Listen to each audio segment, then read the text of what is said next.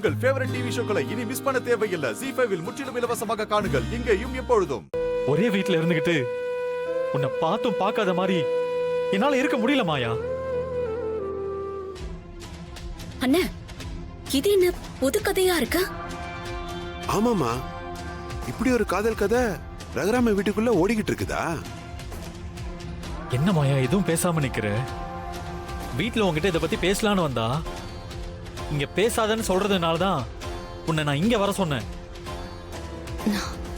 எங்க வந்தாலும் என் பதில் ஒண்ணுதான். என்ன மறந்துருச்சேனோ? உன் வாழ்க்கைய பார்த்துட்டு போ. அதுதான் உனக்கும் நல்லது, எனக்கும் நல்லது. எப்படி மாயா உன்னால இப்படி சொல்ல முடியுது? அவசரமா கல்யாணத்துக்கு ஏற்பாடு பண்ணிட்டு தாலி கட்ட போற நேரத்துல எனக்கு வேணான்னு சொன்னா என்ன அர்த்தம் மாயா?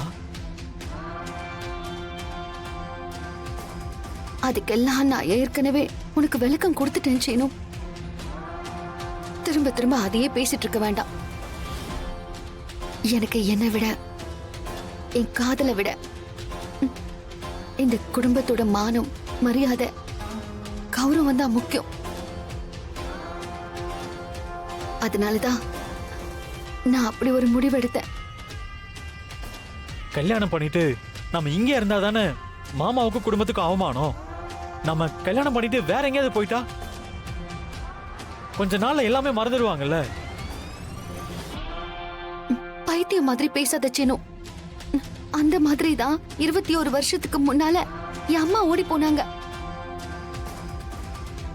இங்க எல்லாரும் அத மறந்தா போனாங்க. பெரியப்பாவும் பெரியம்மாவும் அதனால எவ்வளவு கஷ்டங்களை அனுபவிச்சாங்க. அண்ணே, வாண்ணே. வா போலாம்.